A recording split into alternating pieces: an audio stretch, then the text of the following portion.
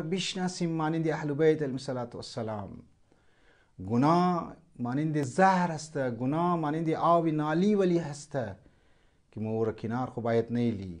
مختلف گناه ها هست، گناه جنسی است، گناه غیبت است، گناه بدگمانی هست، تهمت، بهتان به دیگران، غضب که امروز موضوع از مو هست که پیشنهاد دفعه در خدمت شما درباره غضب گفتم، درباره قهر گفتم. هر کسی که بره منبر میشنه و اول باید خود توخ کنه. من خود اول میگم از من. لذا امروز مطالبی که بسیار اهم است در خدمت شما بیان منم. معمولا دوستان، جوانها، بزرگا، زنها از مو سوال پرسان منه که در خانه مو جنگ و جدل است، شوهر ما بد اخلاق، زن ما بد اخلاق، بچه ما بد اخلاق است، خود ما کست بسیار زود تمپر خلوز منم، خود ما زود قهر ما مایا. یک بیماری است قهر و یک بیماری است امی غضب که منی هر انسان انداخته شده. مثبت پهلوشی خو یک لبابیل، منفی پهلوشی بسیار زیاد است. اگر زیر فرمان عقل قرار نگرفته می قهر و غصه، خصوصا در این روزه هایی که آخرین روزه ها هست، بعضی از روزه داران بریش سخت تیر مشنه. ما باید توجه کنیم به طرف از این بیماری. در خدمت شما پیشنهاد دفعه درباره قهر و غضب از نگاه روایات، از نگاه قرآن تعریف غضب را ما بیان کردم. امروز میخوایم کنترل و مهارتی که ما باید پیدا کنی، خشم را، غضب را، قهر را از بین ببری و برش کنترل پیدا کنی. او را در خدمت شما چند مطالب عرض منم. باز آخر شی برای شما مصیبت میخوانم. شما توقین عزیزانی من، وقتی ما یک دفعه در بریسبین بودم، بعضی از افرادها امی که مسئله درونی و نفسیاتی گرفتار بود، روانی گرفتار بود، قارش میمدن مورفتن $300 ماهانه، $200 یا یک دفعه ویزیت خو میدادن بعضی از دکترها را تا از این بیماری نجات پیدا کنه.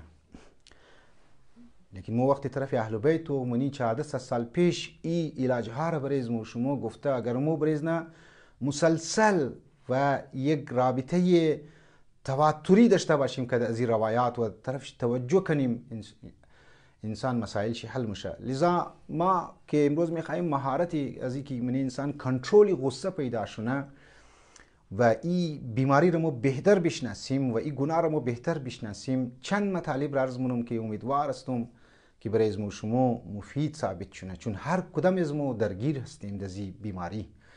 یعنی سوالی پیدا نمیشنه که یگو کس قارش نه، یا سوالی پیدا نمیشنه یگو کس غضب نکنه، یعنی دمنی غضب گرفتار نشنه، در قوه غضبیه ما بینش بار حال انداخته شده است. لذا اولین چیزی توجه کنید زنی من و خواهش منم که از ما باشین تا آخر را.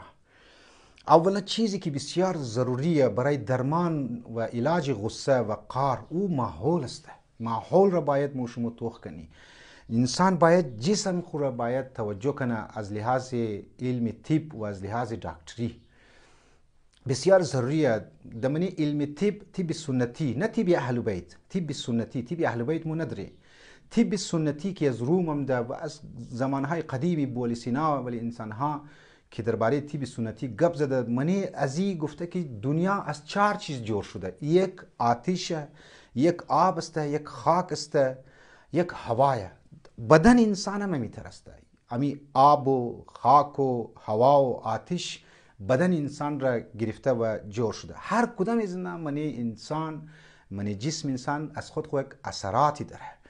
بعضی اوقات در منی طب سنتی یک اصطلاح هست، سودا. نه سودا سلف کی ما میگیم ایری. سودا یک لفظی و اصطلاح طب سنتیه که اگر این منی بدن انسان زیاد شد، بلغم زیاد مشنه، حرارت بدن زیاد مشه، فشار بدن زیاد مشه، لذا باید انسان جسم خورا از لحاظ جسمی، از جواری اندرونی باید کنترل کنه. آب و خاک و هوا و آتش که ما بین جسم انسان است، یک تمپریچر من جسم انسان است، اینها را تعادل باید متوازن کسته باید رجوع کنه به یک ماهر طبیب ماهر، توجه کنه که بدن شد بررسی کنه که قارش کی مایه منیزی بدنش کدام نامتعادل چیز است.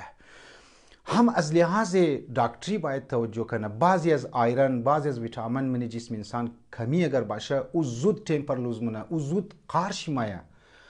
لذا از لحاظ دکتری هم باید تمامی بدن خوره هر 3 ماه بعد، هر 6 ماه بعد یک آزمایش کنه و توخ کنه کدام چیز ما بین چی کمی خو نیا رجوع کنه به طرف دکتر که دوایی بس بیده مو بدن شیر متعادل کنه یک. لذا از لحاظ جسمی مو باید طرف توجه کنی، یک آگاهی پیدا کنی از لحاظ امزی اعضاء و جوارح خو اندرون خو و او گرمی ها و او ماحولی که به هر حال اثرات خو داره امیتر که بعضی از جوان ها زود بالغ مشنه، بعضی دخترو زود بالغ مشنه، اما منطقه گرم هسته، آب و هوا اثر داره د منی ازو امو آب و هوای گرم و زود که است بالغ مشنه.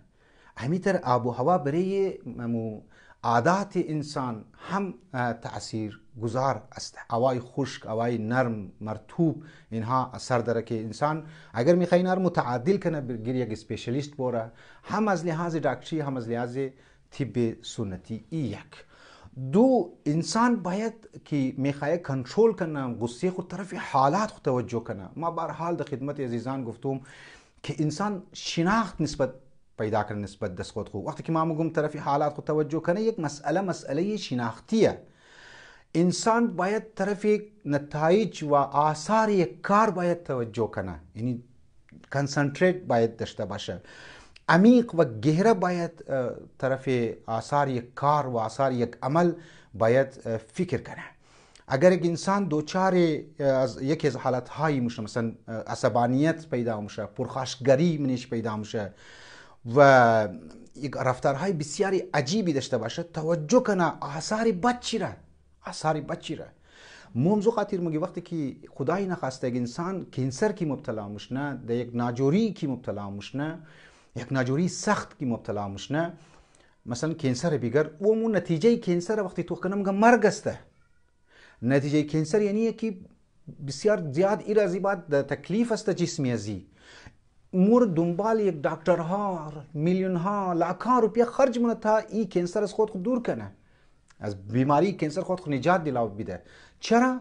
چون که نتیجه کار طرفش توجه کده. هر ناجوری میداره، هپاتیتس بی خدای نخواسته که کس اگر د کرونا ویروس مبتلا شونه، خب خبره که کرونا ویروس چی نتایج داره، طرفش توجه مونه، دنیا طرفش توجه مونه، وکسین ها در جور شده یا علاج هایش طرف توجه میده، سوشال دیستنس باید مگریه، چون لاک داون ها درو کسته مشنه یک کار را نتایج تو گناه ما میترسته. هر گناه، خصوصا گناه غضب و گناه انسان که غضب رو وقتی میگه معنیش اینه که انسان شدیدترین بد اخلاقی مبتلا هست. باید آثار بد اخلاقی را هم از لحاظ دنیا هم از لحاظ معنوی و اخروی باید توجه کنه. هم از لحاظ دنیا یعنی که قبلا گفتم کسی که بدکار است، کسی که بد اخلاق است، کسی که زود غصه مونه، خود میگم از زنی من و یکی اطرافیاش است که پراکنده مشنه، این باید طرف ازی نتیجه ذکر توجه کنه که اطرافیا کنار میله شیره، تنفر ایجاد میشه، نفرت کسته ایجاد مشنه و امیتر آثار مثبت خوش اخلاقی رو طرفش توجه بیده.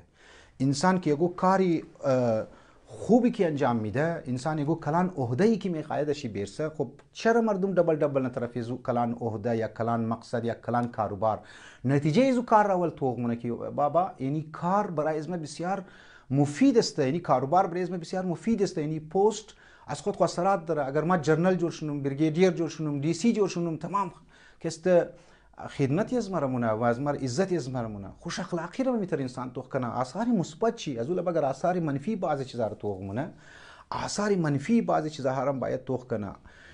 آثار منفی خوش اخلاقی یعنی که مردم شیر خوش داره، مردم شیر میگن فلان نفر چی خوش اخلاق است، وقتی از دنیا بره بریش دعا مونه، وقتی از دنیا بره بریش فاتحه میخونه، بریش سر قبرش گوخت قبرستان بره میگه ها یعنی مو فلان نفر بود که در دنیا چه خوش اخلاق بود، یک فاتحه بریش تو میخونه. لذا انسان اگر میخواه آرامشی نتیجه خوش اخلاقی را اگر توجه کنه و آثار مثبت شیر پوزیتیو شیر طرفش توجه بیده، آهسته آهسته انسان از قوه غضبیه دور میشنه، از بد اخلاقی کسته دور میشنه. پس ضروریه که مو آگاهی پیدا کنی از آثار خلق بد و خوب. چی آثار خلق کسته آثار بد داره از اون آگاهی پیدا کنی، چی آثاری کسته خوب داره. متوق منی روایات توق منی زنی من که الا بذکر الله تطمئن القلوب، انسان که ذکر پروردگار عالم اطمینان حاصل مونه. و انسان کدی رابطه کد خدا کی برقرار مونه، خدا میگه که تو خوش اخلاق باش کد مردم از ما، کد بندگان از ما، شکریه مردم را که ادا کو. روایت است از رسول گرامی اسلام که هر کس بد اخلاق باشه روزیش تنگ مشنه. انسان طرف یزی توجه کنه که ما چرا روزی از ما تنگ است، چرا ما اقتصاد از ما درو سر نمیگیره، کاروبار از ما درو سر نمیگیره. امکان چی یک شیمی است عزیزانی من که شاید بد اخلاق باشی منی خانه من که دوستای خوب میگیری، رشته دارای خوب.